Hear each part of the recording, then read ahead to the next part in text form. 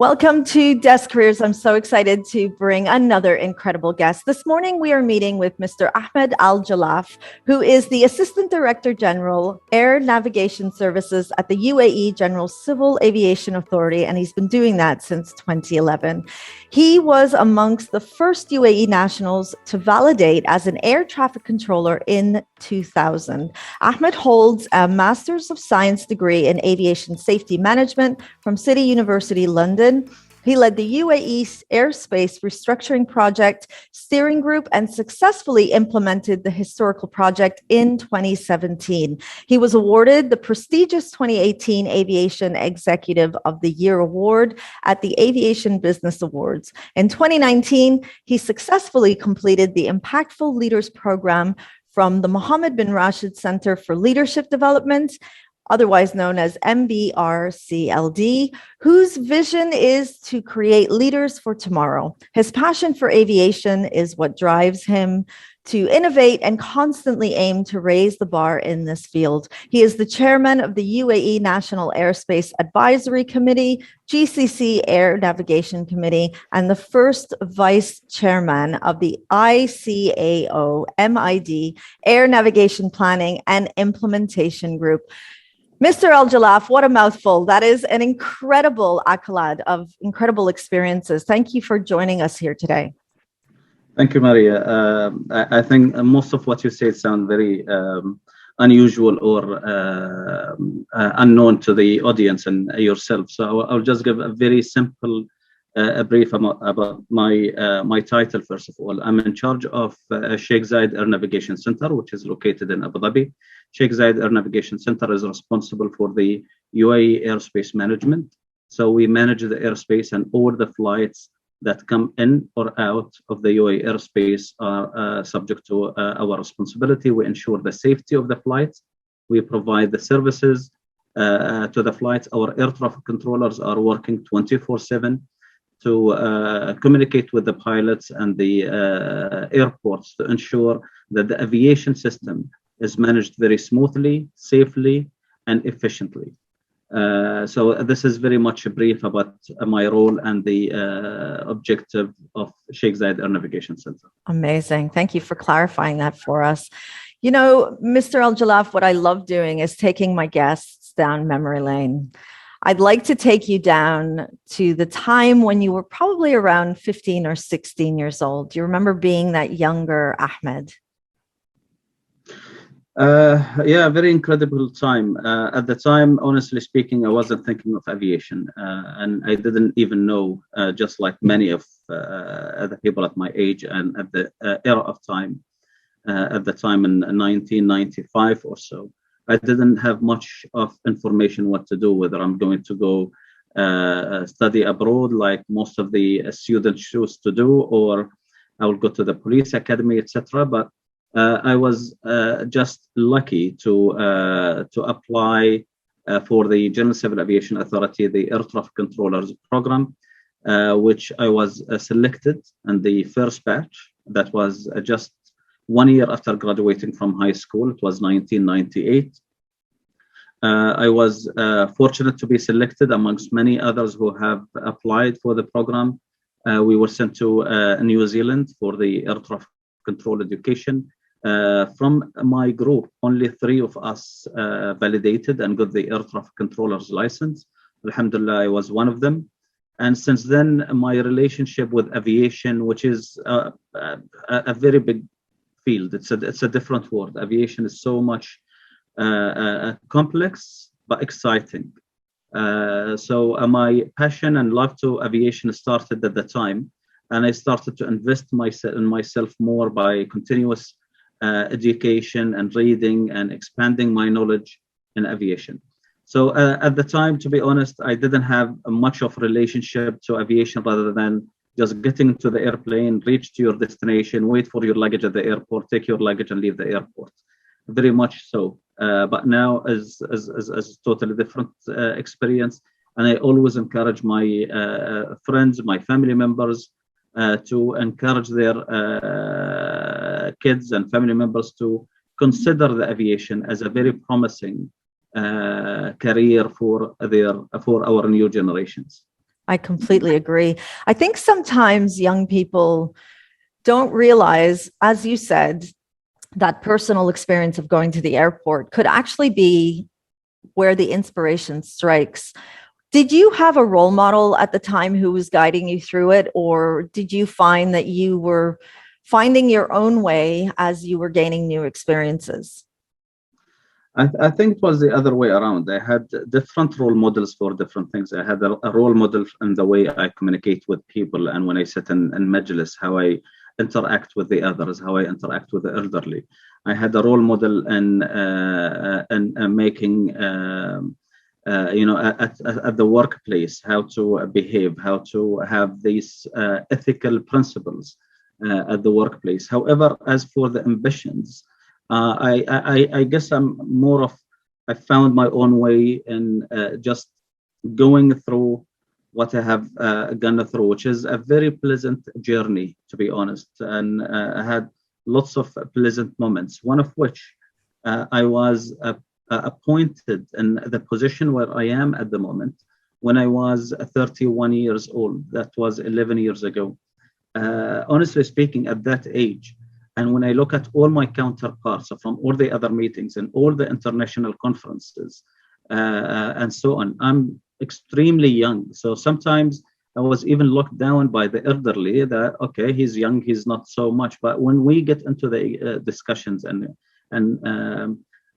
conversations, the whole lockdown approach is totally different. It's just not for Ahmed Al Jallaf itself. I always put this credit for a young nation that has always entrusted the young Emiratis to do much more. We are so much fortunate to be amongst leaders and governments who trust the young people to deliver more, especially when the energy aspect is there, when the knowledge, ambitions, determination, devotion. These are all competencies where differentiate people from others. Wonderful. One of the challenges that we see with young people very often is the fear of not really understanding what to do. Unfortunately, many students look at their future career in terms of what they're studying, and their grades will determine what they're studying, especially in a system like the system that we're in, where you're having to choose A-levels and GCSEs, and then depending on those grades, what you want to be applying for. I'm always talking about transferable skills and trying to help students understand the subjects they're taking and the skills that they're gaining. What are some of the transferable skills that you would say are very important in your role, and definitely skills that you want young people to develop as they start to grow older? Okay. Let me, before I answer the question, I will just touch on a very important point: the understanding of the new generations about what they want to be. I think if you ask most of the young students, they will always, many of them, they want to be celebrities, they want to be famous, they want to be rich. I think there are three responsibilities here to make them aware of what are the options, what are the opportunities awaiting them. One, on the organizations themselves, like us, like the General Civil Aviation Authority and others, is to make awareness amongst themselves and the students through the schools visits, etc., about what professions are there, what is exciting about each one, and making some sort of like a career catalog in that particular industry, in the banking, and the health sector, and the education, and much, much more. The family itself nowadays is so much different than the 90s perhaps and the 80s, where parents are much more educated and aware about the different professions, thanks to the learning centers that we have in our hands, whether tablets or smartphones. We have this tools that will help us to understand what are the professions and what are the nationalization programs, what are the other programs that our students can enroll themselves to. Now, the third responsibility, obviously, on the students themselves. I will always encourage the students to expand their knowledge and to make sure that they are familiar and aware about their passion, and invest in the word passion to understand what does passion means and what exactly do they want. Now with the media and everything else, they have access to so much information related to different professions, different jobs. So that is the start where they have to really think about their dream. What do they want to be? Do they want to be business people? Do they want to have their own private business, or they want to be government employee? They want to be a police officer or a military employee. As for the transferable skills, Maria, I will always emphasize on the importance of positive communication. I always teach my kids the same. I always teach them, if you want to communicate even a negative message to your teacher or something, make sure that the message is communicated very positively, as well as being very optimistic, about the future. We are in a nation where we see lots of progress and lots of achievements and lots of success. We need to invest in ensuring that our new generations are taking part of this and living the dream to be part of the future success journey that is continuous. Another transferable skill, of course, is ensuring that they have a high level of self-discipline. And I will emphasize on the self-discipline before the word discipline itself, because it's not so nice when your father or mother keeps telling you stop doing this, don't do this, this is wrong. I think our young champions must be focused and keen to develop a self-discipline. They should tell themselves, this is not right, I'm not going to do it. This is the way I want to do it. I'm not going to fall behind and follow some other trends that are not helping me to grow and to improve, but I'm going to define my own. I'm going to be responsible. I'm going to be reliable. I'm going to be a person where my parents, my country, my organization, my school even look up at me and make me a role model myself. So these are things that they have lived with me for a long time. I'm trying to keep them living with my kids as well. I'm trying to keep them living with the people around me, of my friends, my brothers and sisters. And I always look up to our leaders, Sheikh Mohammad bin Rashid, Sheikh Mohammed bin Zayed, and others who you have seen them, they do not rest. And every time they communicate with positivity. They communicate about the people, they communicate about success, they communicate about excellence. These are qualities that we have to believe in and keep them alive in every activity and every thing we do. Wonderful. And I resonate with everything that you're saying. One more really important part of careers education is helping students understand the industry and, most importantly, where that industry is going to be taking them. So looking at the role that you play in the aviation industry, what types of opportunities do you see coming in the next few years? Opportunities are so much. We have to expand on our knowledge. We have to adapt ourselves to the changes. We all know technology is changing every second day. And we have to be ready for such a change.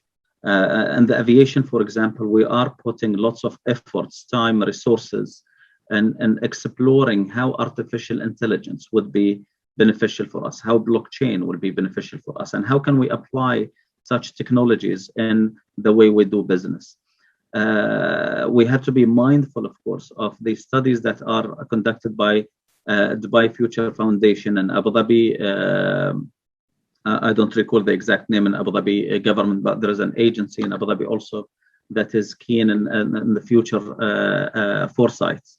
So there are studies about the future jobs and how the future jobs are going to look like in 2040, 2050, and beyond.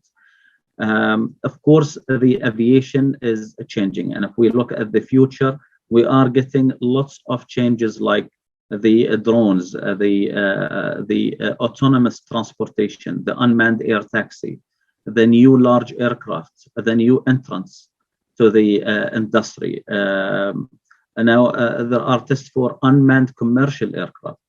There's much more going on in the aviation. The developments will also affect the jobs. Some of the jobs will vanish in a number of years. They will be replaced by other jobs where the technology and the engineering part of it and the data are going to play a massive role.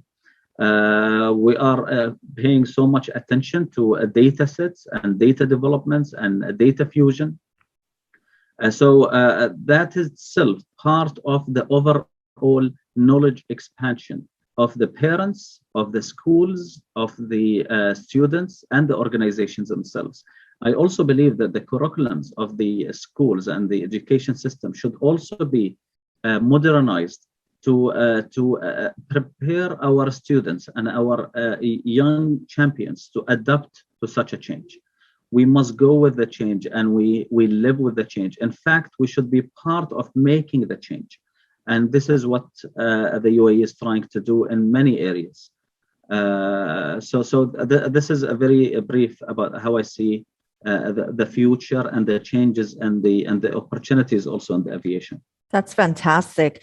One more question that I hear very often from young people, especially our Emirati students who are part of a private system of education where they're the minority number of students. And one of the challenges they face is, will I be able to be competitive in the world of work if I study in the UAE, or will my country see me in higher regard if I go across the world and study in different parts of the world? Does it make a difference in a role that you see as a competitive role in the future? Is this something that parents should be paying more attention to, or is education regardless of where you study?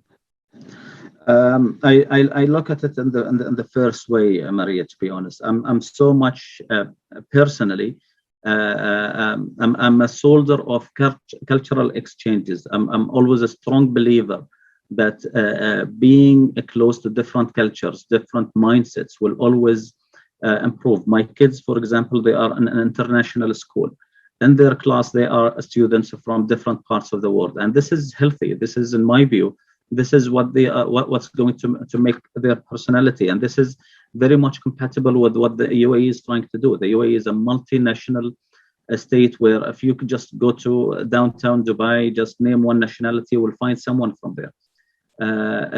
It is the diversity that we are making to ensure that we're getting the best. In our workplace here in Sheikh Zayed Air Navigation Center, we at one point we had some 42 nationalities. Today we have about 27 or so.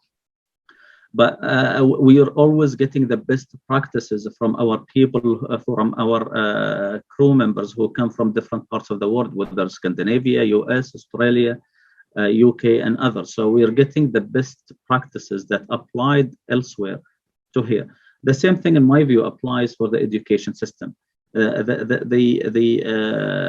students will always benefit from each other as long as there is a respect to each other, respect to the different nationalities, respect to us as a human being, and of course there is a trust in the education system.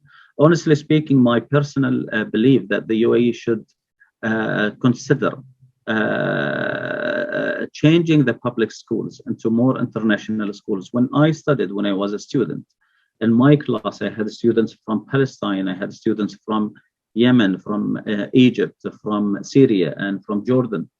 And that has enriched my knowledge a lot. The competitions between the students became so much high, and quite often I would turn to some of the students, smart ones, smarter than me, of course, and I will ask for help and support. So having all the UAE nationals and the public schools, in my view, is not very healthy, and I will always put my voice and my support to international communities. Now, the education system in the UAE became so much mature to the level that I would argue with my kids if they want to study abroad, because now the UAE universities, they are attracting lots of international students to come. About 3 or 4 years ago, I attended the graduation of my niece in one of the universities in Dubai. And the number of international students there was extremely high compared to the past. So the UAE is attractive destination for the education of foreign students. So why would I bother and send students abroad? However, having said that, I'm still also believing that partial education abroad is still healthy. So I'm between balancing both.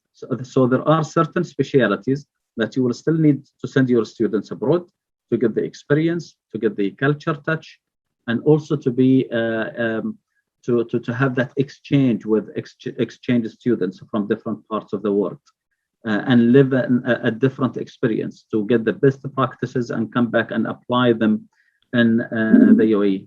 Many of the successful projects came actually from people who have studied abroad and brought ideas and successful projects that they have seen in the UK or in the US, and they applied them here in the UAE. So I'm in both directions. However, each one should be studied very carefully by the parents and the students themselves. Sounds like you're calling for intentional choices as opposed to just doing what everybody thinks they should do, really thinking about the bigger picture. I could ask you so many questions. I'm very conscious of your time, and also that I want to give our parents an opportunity to ask you their own questions. It's very important when we're doing spotlight interviews that we give our guests a takeaway. Sometimes our guests might get lost in the incredible conversation, and when they leave, they might not really understand what is the most important part of what they want to remember. So coming from you, Mr. Al Jallaf, what would you say if they don't remember anything, but they just remember this one thing? This would be a game changer for their children. What would that be? Okay, a takeaway. First, the future of the UAE is bright, inshallah. The aviation is a big word and creates lots of opportunities. It's a perfect destination for our young generations if they want to fill exciting jobs in aviation. Technology is coming and it is there. We have to be prepared for it. We have to adapt ourselves to accept the new technologies and make the future based on technology. It's important for our young generations and their parents to invest in a number of qualities that will make a difference for their future. Expand your knowledge. Spend some time a day reading in different articles. The knowledge is not going to be wasted. But expand your knowledge in different domains, different areas. That is going to be extremely helpful. Expand your knowledge in success stories, expand your knowledge in science, expand your knowledge in technology. Be a self-disciplined person. Ensure that you have qualities such as responsibility, reliability, devotion, determination. Ensure that you are the first one as a student or as a young champion to ask your questions, these sort of questions. Am I a reliable person? Am I a responsible person? Can I take the responsibility of myself and my family? Just invest in these qualities in yourself, because one day when you join a career or you make your own business, the self-discipline is going to be extremely important. The self-satisfaction is also something that you should invest in. Make sure that you ask yourselves also the questions. Am I satisfied? Is this really what I want to do? Is this really what I want to achieve? What are my final objectives? Targets. At your age, there's lots of energy. Invest this energy in the positive way of knowledge, self-discipline, self-satisfaction, and of course, ensuring that you have the understanding of what is out there for you. Wonderful. Thank you so much. And that brings us to the end of an incredible conversation. Just before I stop recording, I want to thank our special guest today. We met with Mr. Ahmed Al Jallaf, who is the Assistant Director General for the Air Navigation Services at the UAE Civil Aviation Authority. And he's been doing that since 2011. Thank you, everybody, for watching. And we'll see you at our next Desk Careers Digital Spotlight.